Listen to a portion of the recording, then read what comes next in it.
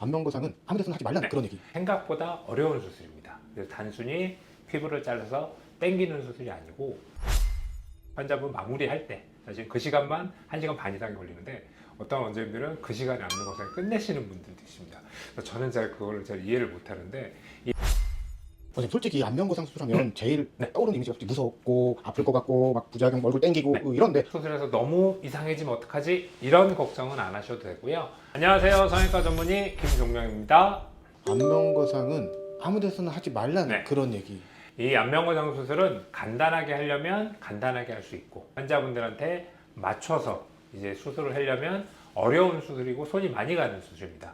그래서 제일 중요한 거는 환자분 마무리할 때 사실 그 시간만 1시간 반 이상이 걸리는데 어떤 원장님들은 그 시간에 안면거상을 끝내시는 분들도 있습니다.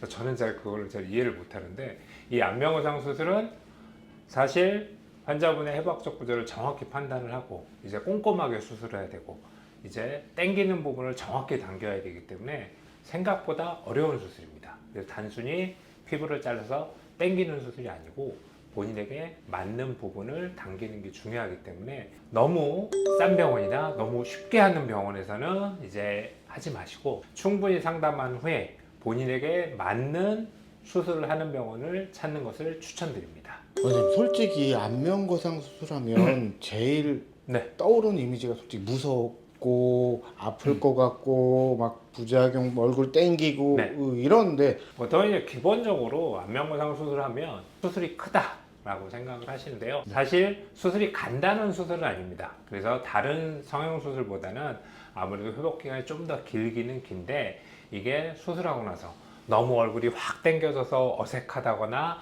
그런 수술은 아니고요.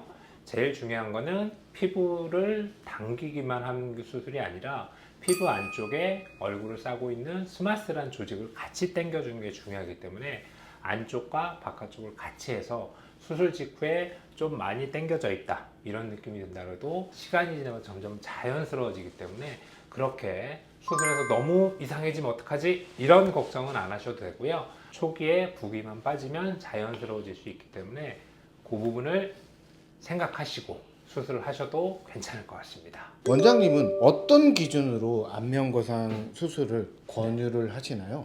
제일 중요한 거는 리프팅을 하고 싶어요, 이제 처진 걸 해결하고 싶어요 했을 때 환자분들 손으로 당겨 보시라고 보통 말씀을 드립니다. 상담을 할 때. 그래서 이만큼 당기고 싶어요, 저는 그 정도까지 안 하고 살짝만 올라갔으면 좋겠어요, 이런 환자의 요구에 따라 조금씩 달라지게 되는데요. 환자분이 너무 많이 바뀌는 걸 원하지 않는 경우에는 꼭 안면거상이 필요하진 않다고 설명을 드립니다. 그리고 저 같은 경우에는 너무 젊은 분들이 오셔서 안면거상을 하고 싶어야 하는 경우, 보통 30대 분들도 와서 요즘은 안면거상을 원하시는 분들도 있는데 그런 분들한테는 조금만 버티시다가 이제 처지면 그때 합시다 라고 설명을 드리는 편입니다.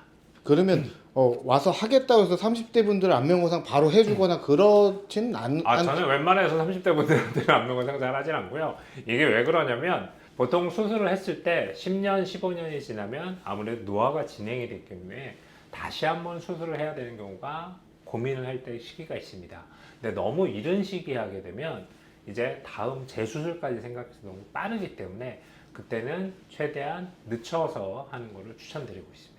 그럼 보통 몇 살부터 안면거상 현실적으로 맞는 나이대일까요? 저는 40대 후반부터 60대 정도까지는 이제 안면거상을 고민을 해보세요 라고 설명을 드리고 40대 분들이나 50대 분들 같은 경우에도 이제 얼굴 형태에 따라서 아래쪽이 많이 처지신 경우에는 아래쪽을 당겨주는 미니거상만 추천드리는 경우도 있고 그리고 많이 처져 있는 경우에는 얼굴 전체 거상을 추천드릴 수도 있습니다. 60대 넘어가시는 분들은 아무래도 얼굴 전체를 당겨주는 안면거상이 필요하긴 하고요. 이제 70대 되신 분들은 사실은 안면거상보다는 가급적이면 보존적인 치료를 하는 것을 좀 추천드리고 있습니다.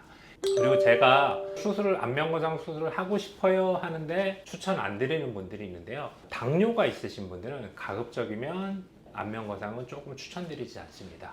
왜냐하면 당뇨 환자 같은 경우에는 상처가 덜 났기 때문에 우리가 안면거상 수술할 때 안쪽에 있는 스마스란 조직도 당겨주고 그리고 피부도 같이 당겨주는 수술을 하게 되는데 아무래도 당뇨 있으신 분들은 상처가 상당히 늦게 낫게 됐습니다. 상처가 안 나고 흉도 많이 남기 때문에 최대한 당뇨 환자분들은 조금 안 하시는 걸 추천드리고 있고, 저희 병원 같은 경우에는 안면거상을 할 때 꼭 피검사를 해서 수술에 적합한지 아닌지를 판단한 후에, 검사를 해서 당뇨 수치가 높거나 이런 경우에는 수술은 안 하시는 게 좋습니다 라고 설명드리는 경우도 꽤 있습니다. 원장님, 그러면 당뇨이신 분들은 필 수 없는 건가요? 어떤 거를요? 피부를요? 뭐 다른 방법은 없나요?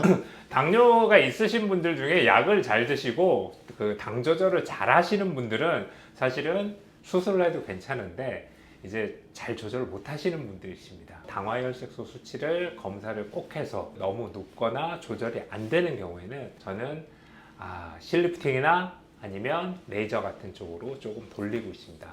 대신 당뇨 환자분이 조절을 잘 하시고 있다, 그런 경우에는 이제 수술을 하셔도 괜찮습니다. 그러니까 무리해서 수술하는 거는 반대하신다는 얘기죠? 네. 지금까지 안면 거상이 나에게 맞는 수술인지 알아봤는데요. 그렇다면 실제로 어떤 병원에서 어떻게 받아야 할까요? 안면 거상의 핵심, 스마트층부터 병원 선택 기준까지 이 편에서 이어집니다.